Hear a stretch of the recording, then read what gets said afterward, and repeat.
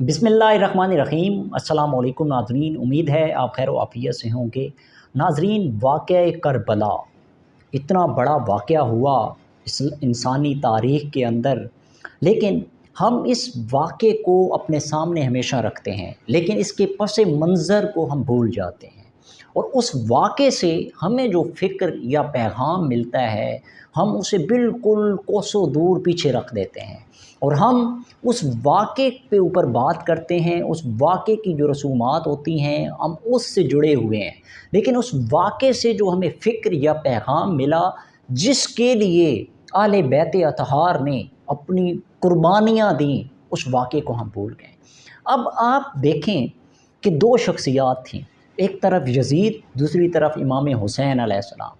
अब ये दो शख्सियात नहीं थीं।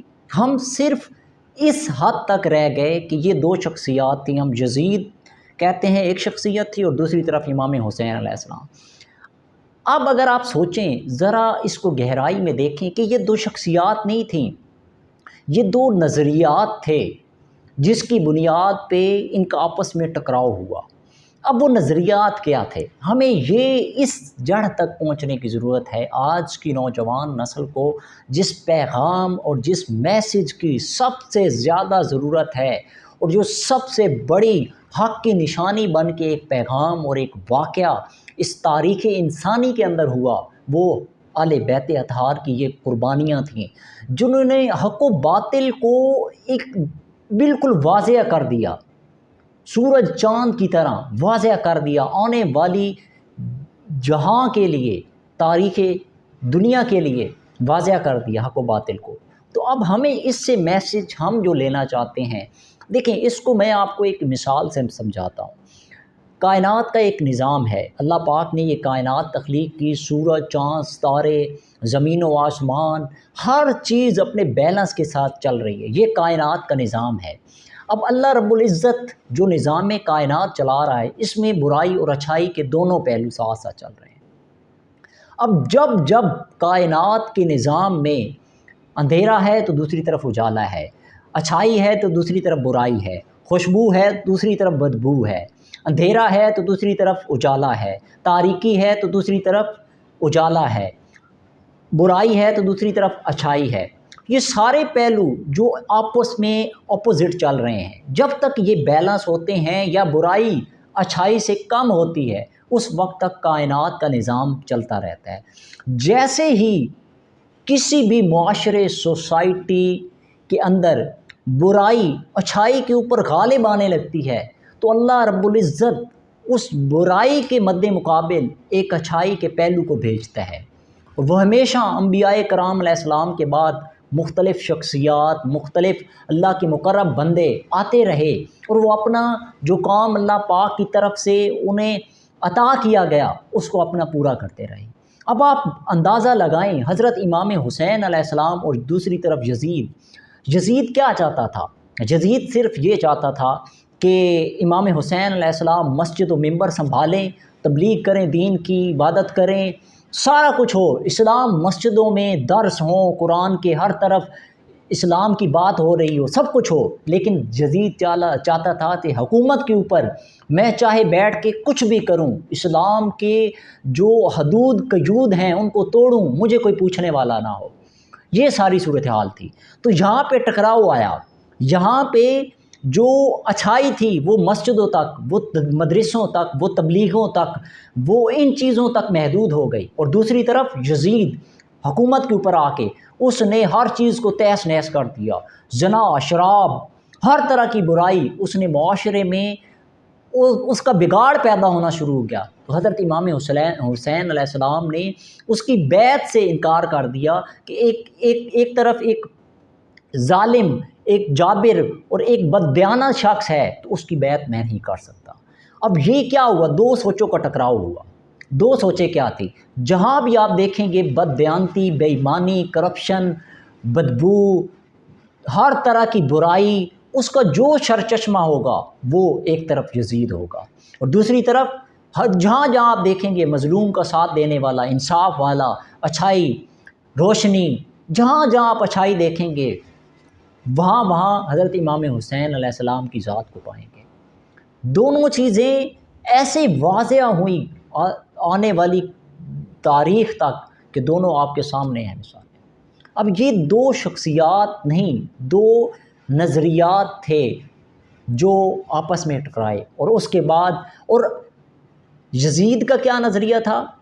یزید یہ سوچتا تھا کہ طاقت ہی حق ہے، یعنی جتنی طاقت آپ کے پاس ہوگی، پیسہ، مال، دولت، عہدہ، مقام، منصب، وہ سب کچھ آپ کے پاس پاور ہوگی تو آپ ہر ایک کو رگڑ دیں گے، یہی حق ہے۔ اور دوسری طرف حضرت امام حسین علیہ السلام کی شخصیت تھی، تو آپ کیا سمجھتے تھے کہ حق ہی اصل حق ہے، حق ہی اصل طاقت ہے۔ وہ چاہے سر کٹا کے نیزے کے اوپر اپنا سر چڑھا کے اس کے بعد ہو تو آج تاریخ انہیں یاد کرتی ہے، اور ان کا نام آج بھی بلند ہو رہا ہے۔ تو اب آپ نے اس چیز کو سامنے رکھتے ہوئے آج کی سوسائٹی، آج کے معاشرے کو سامنے رکھتے ہوئے ذرا اپنے سامنے دیکھیں، آپ کو ہر چیز واضح ہو جائے گی۔